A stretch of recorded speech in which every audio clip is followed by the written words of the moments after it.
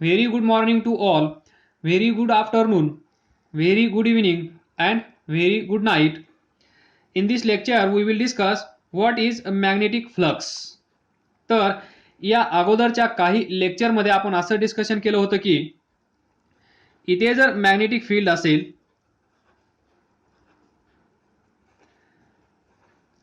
या magnetic फील्डची direction कशी आहे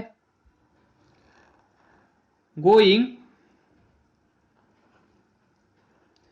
इनटू द प्लेन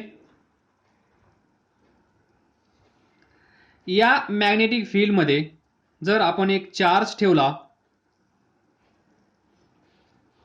या चार्जला आपण या डायरेक्शनमध्ये पळवलं कुठल्याही डायरेक्शनमध्ये पळवा काही प्रॉब्लेम नाही तर त्यापैकी एक डायरेक्शन आपण कन्सिडर केली that is in this direction तर पहा इथे आपल्याकडे काय काय अवेलेबल आहे मॅग्नेटिक फील्ड अवेलेबल आहे which is going into the plane म्हणजेच या प्लेनला हे मॅग्नेटिक फील्ड कसं आहे परपेंडिक्युलर त्यानंतर या मॅग्नेटिक फील्डमध्ये आपण चार्ज क्यू ठेवला आहे त्यानंतर या चार्जला विथ स्पीड व्ही ने आपण पळवलं आहे त्यावेळेस या चार्जवर एक फोर्स एक्झर्ट होतो त्या फोर्सचं नाव आहे F M that is magnetic force ज्या वेळेस आपण हा चार्ज या मॅग्नेटिक फील्डमध्ये ठेवतो तो चार्ज ज्या वेळेस मोशनमध्ये येईल त्यावेळेस या चार्जवर फोर्स एक्झर्ट होतो त्यालाच आपण असं म्हणतो हा चार्ज काहीतरी फोर्स एक्सपिरियन्स करत आहे आणि तो फोर्स किती असतो तर Q into V bar cross B bar यालाच आपण असं लिहू शकतो Q V B sine theta where theta is angle between V and B हे असेल व्ही बार हे असेल बी बार तर एफ एम या डायरेक्शनमध्ये असतो ज्या डायरेक्शनमध्ये हा क्रॉस प्रोडक्ट असतो व्ही क्रॉस बी बार म्हणजेच एफ एम हा परपेंडिक्युलर असतो कुणाला व्ही बारला त्यानंतर हा एफ एम परपेंडिक्युलर असतो कुणाला या बी बारला from this definition we can say that this magnetic force is perpendicular to direction of this velocity also this magnetic force is perpendicular to direction of magnetic field next current carrying loop current carrying loop ज्यावेळेस आपण ज्याप्रमाणे इथे आपण charge या magnetic फील्डमध्ये ठेवला त्याचप्रमाणे इथे आपण आता करंट लूप हा करंट लूप याच्यातून करंट आय फ्लो होत असेल इथे अवेलेबल असणार मॅग्नेटिक फील्ड कसं असेल गोइंग इनटू द प्लेन त्यावेळेस हा करंट कॅरिंग लूप काहीतरी टॉर्क एक्सपिरियन्स करत असतो आणि तो टॉर्क किती असतो एम बार क्रॉस बी बार यालाच आपण असं लिहू शकतो एम बी साइन थीटा बरोबर wear theta is angle between m and b where M is magnetic dipole moment. Magnetic dipole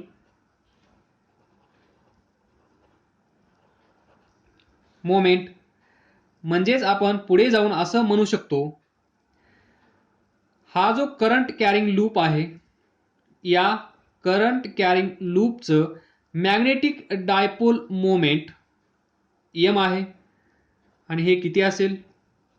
M is equal to current into area enclose by this current loop. हे असेल for 1 turn. बरोबर. जर अशाच भरपूर साऱ्या turns available असतील तर magnetic dipole moment त्या कॉइलचं किती असेल? N into I into A for N number of turns. हे सर्व डिस्कशन आपण केलेलं आहे. तर या लेक्चरमध्ये आपल्याला डिस्कशन करायचं आहे ते मॅग्नेटिक फ्लक्सचं. Here this theta is angle between V bar and B bar. Please note this. Now what is a magnetic flux? सर्वांना माहित असेल. Magnetic flux. तर पहा, हा एक लूप आहे. या लूपमधून हे काय आहे? This is a direction of magnetic field. जर हा लूप असा असेल तर पहा, याला आपण काय म्हणू शकतो? लूप असा पण असू शकतो.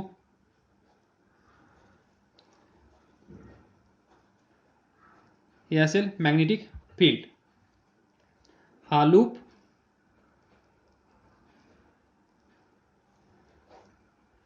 आणि हे मॅग्नेटिक फील्ड. तर इथे पहा, या ज्या लाईन्स आहेत याला आपण काय म्हणू शकतो? Lines of force. Magnetic lines of force किंवा मॅग्नेटिक फील्ड लाईन्स.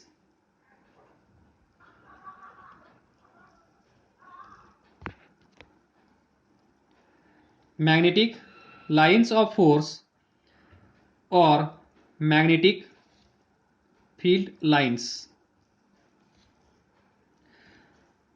This.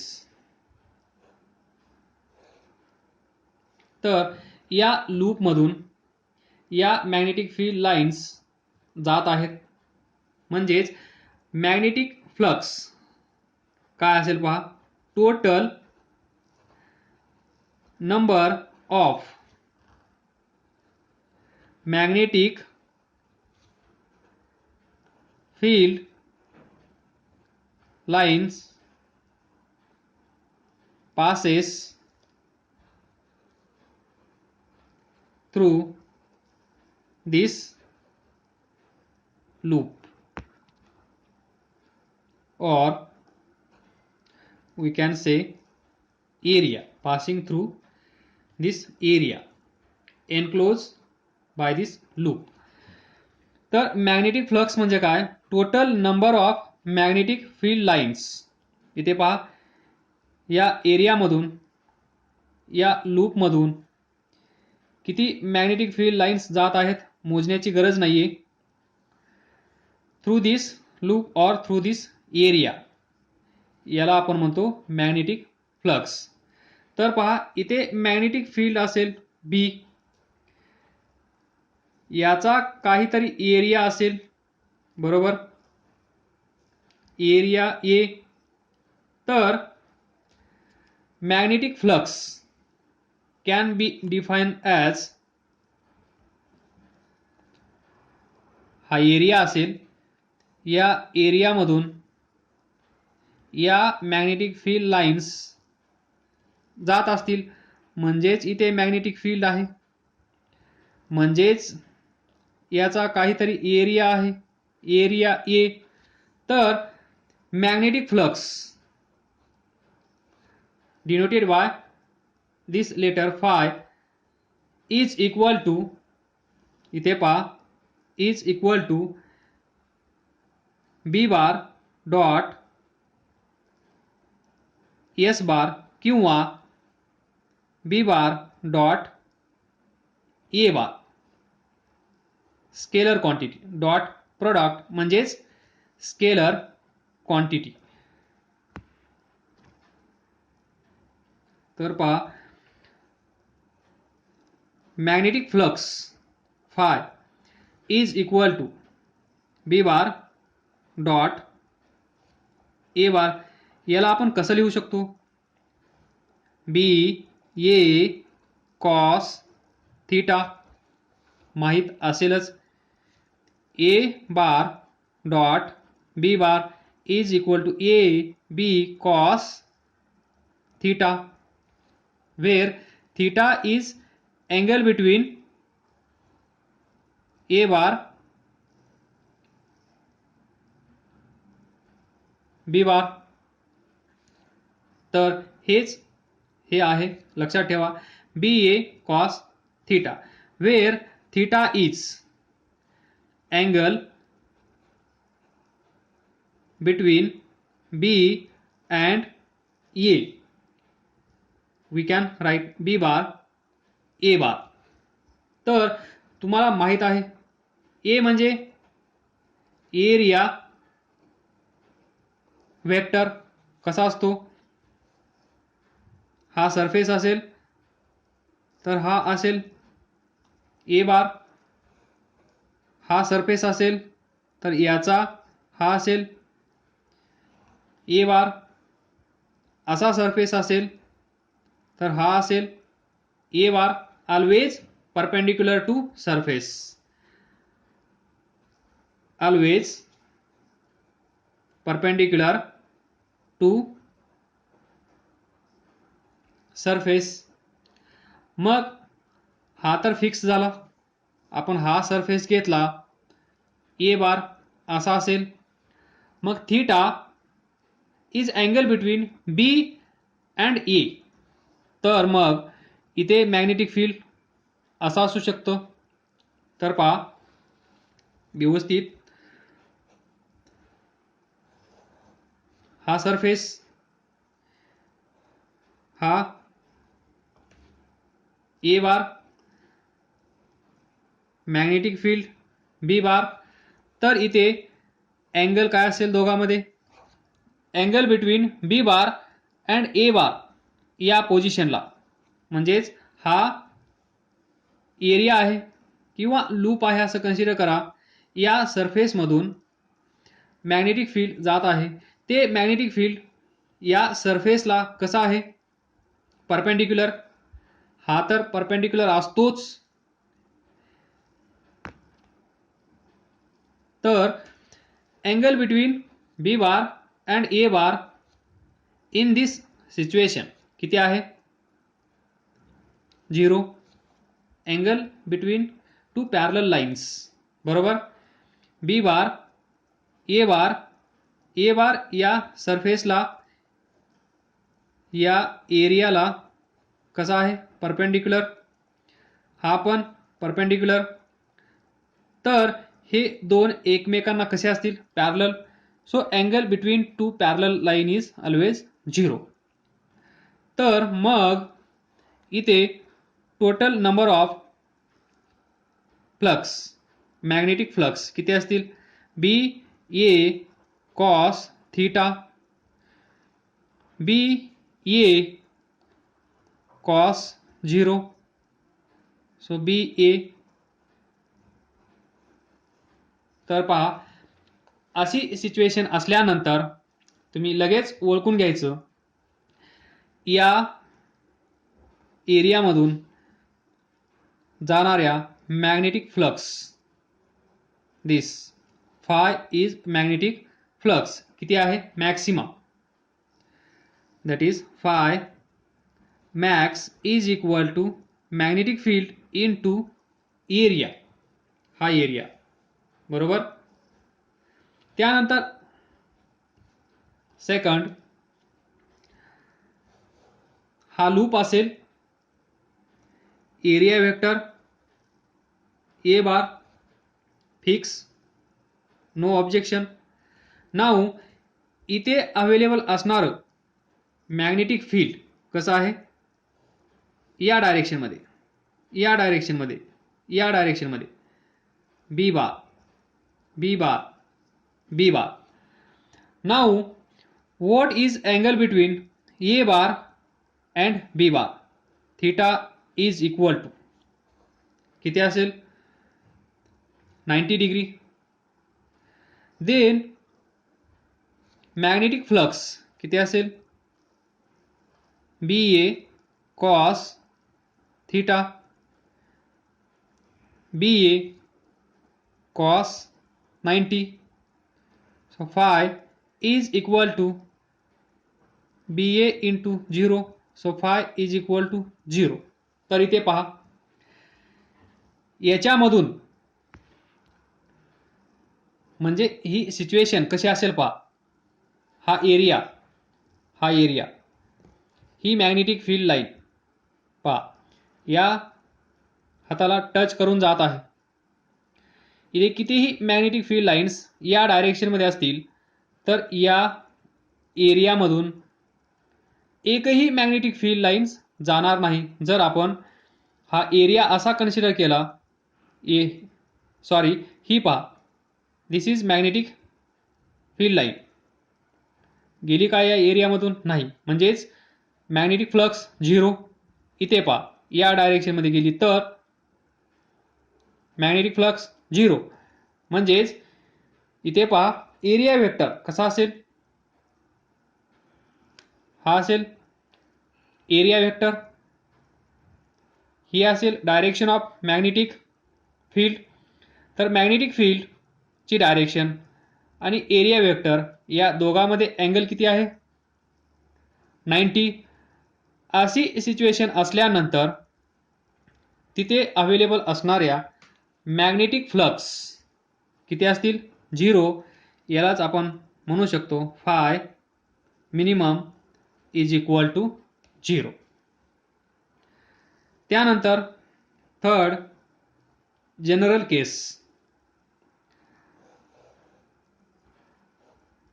हा असेल एरिया ए. तर सांगा एरिया वेक्टर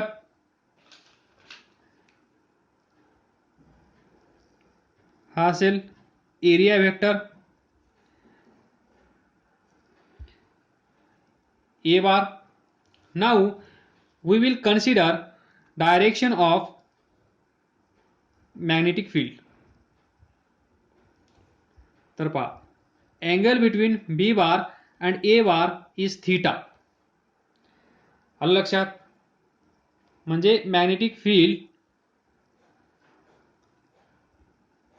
अशी आहे ना पॅरलल म्हणजेच अशी नाही ना अशी नाही या दोघांच्या मधली ही डायरेक्शन. तर या डायरेक्शनमध्ये जेव्हा मॅग्नेटिक फील्ड असेल तेव्हा ए बार सोबत काहीतरी अँगल तयार होतो त्याला आपण म्हणतो angle between this A bar area vector and B bar that is direction of magnetic field. तर या केसमध्ये phi that is magnetic flux is equal to B bar dot A bar is equal to B A cos theta. जर थीटाची value आपल्याला माहीत असेल तर आपण इथे थीटाची व्हॅल्यू पुट करू शकतो आणि या एरियामधून किती मॅग्नेटिक फ्लक्स जात आहे हे आपण सांगू शकतो.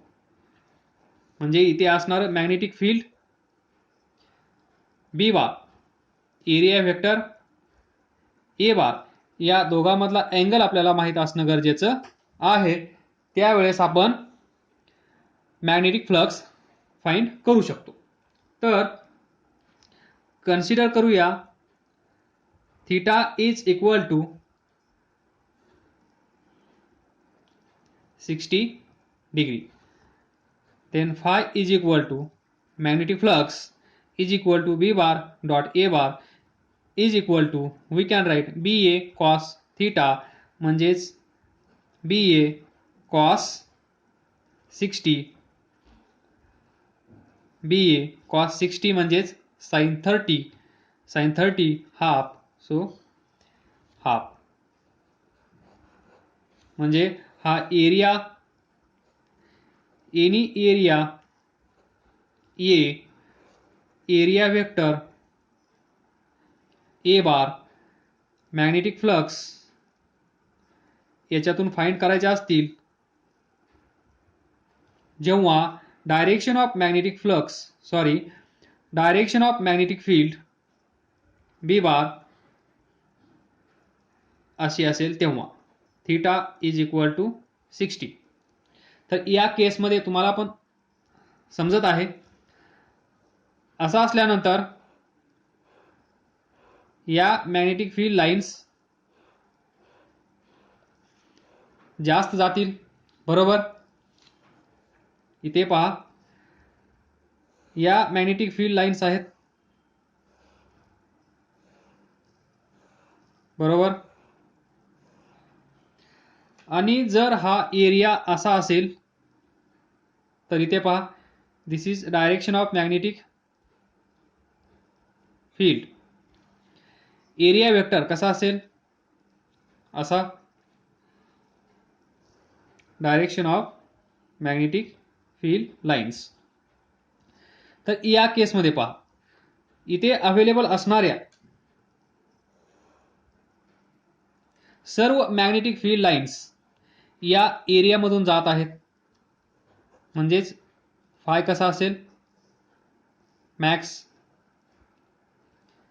कारण angle between B bar and A bar is 0, cos 0 1, so maximum. त्यानंतर हा एरिया तुम्ही थोडासा इन्क्लाइन करा, बरोबर. त्यानंतर इन्क्लाइन केल्यानंतर एक पोझिशन अशी कन्सिडर करा. या केसमध्ये हा असेल एरिया वेक्टर आणि ही असेल डायरेक्शन ऑफ मॅग्नेटिक फील्ड. तर इथे पहा, अँगल काय होत आहे, 90. म्हणजेच या केसमध्ये पहा, एकही मॅग्नेटिक फील्ड लाईन या एरियामधून जात नाहीये. ही केस म्हणजे ही केस. हा जो सरफेस आहे, या सरफेसला मॅग्नेटिक फील्ड पॅरलल असेल तर, हा सरफेस पॅरलल, हा सरफेस, ही मॅग्नेटिक फील्ड लाईन या सरफेसला कशी आहे, पॅरलल. त्यावेळेस या सरफेसमधून एकही मॅग्नेटिक फील्ड लाईन जाणार नाही.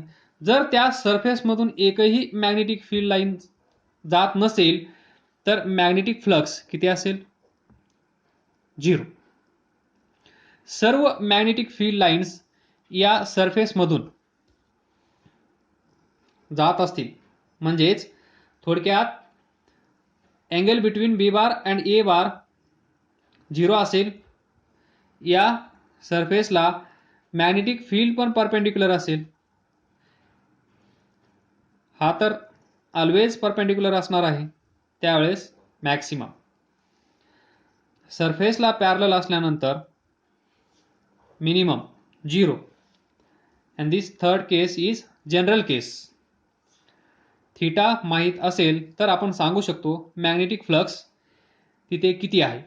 तर पहा, मॅग्नेटिक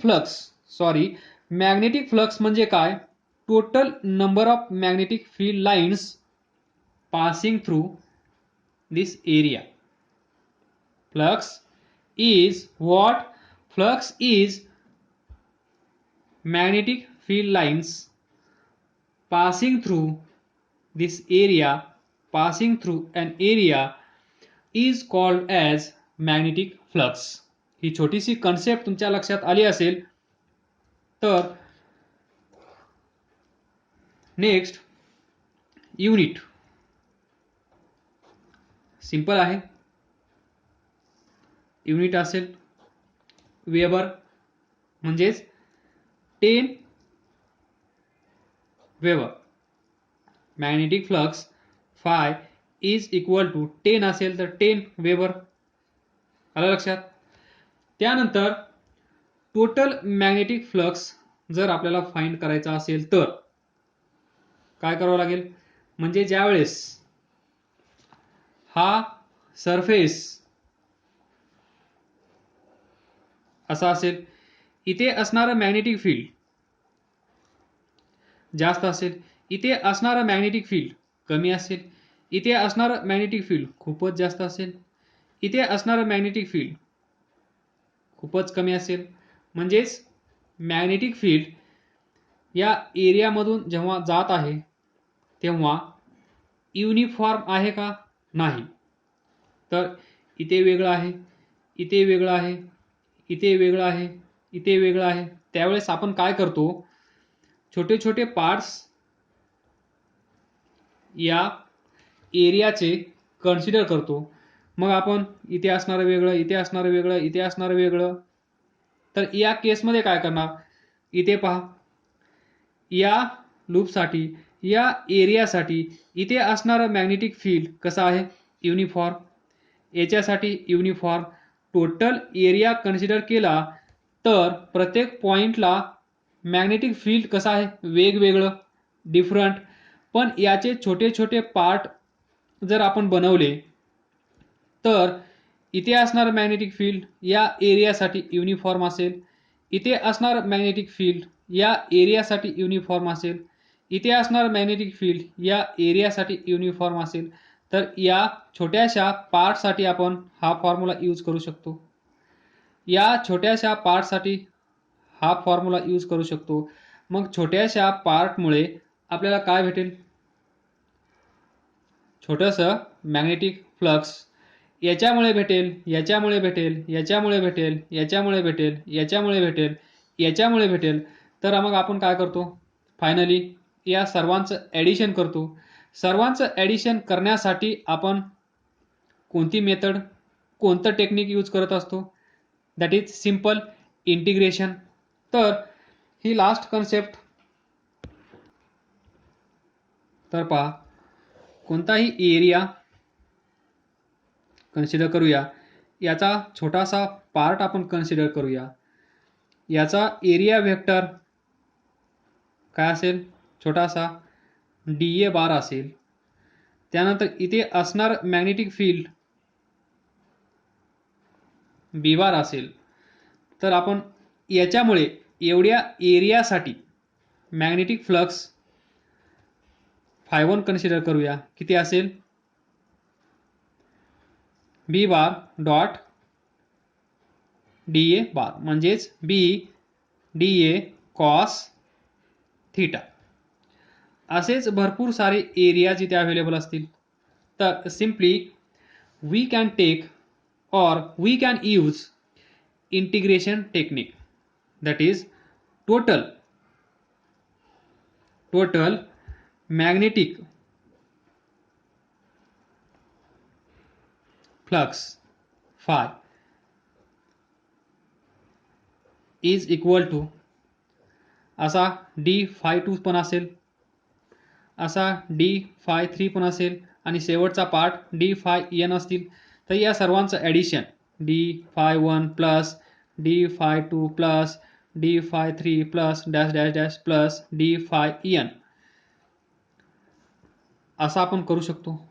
पण इथे किती पार्ट्स तयार होतील हे आपल्याला माहीत नाहीये.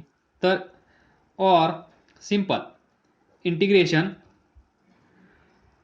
बी बार छोटा सा area D A bar, that is phi. Total magnetic flux phi is equal to b bar dot dA bar is equal to b ds cos theta. That is, we can conclude that if magnetic field at every point changes with time as well, then magnetic flux phi will also change with time. आलं लक्षात? If magnetic field at every point over this area changes with time, with time, then flux phi will also change with time. So we can write this equation: phi is equal to phi of t integration over this area b bar dA bar is equal to b dA cos theta, or we can write integration over this area a b of t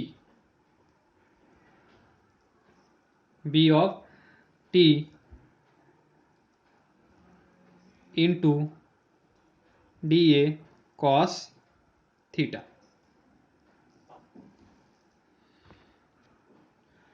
तर काय समजलं नसेल तर विचारा, अभ्यास करत राहा, पुढे जात राहा. All the best. थँक्यू.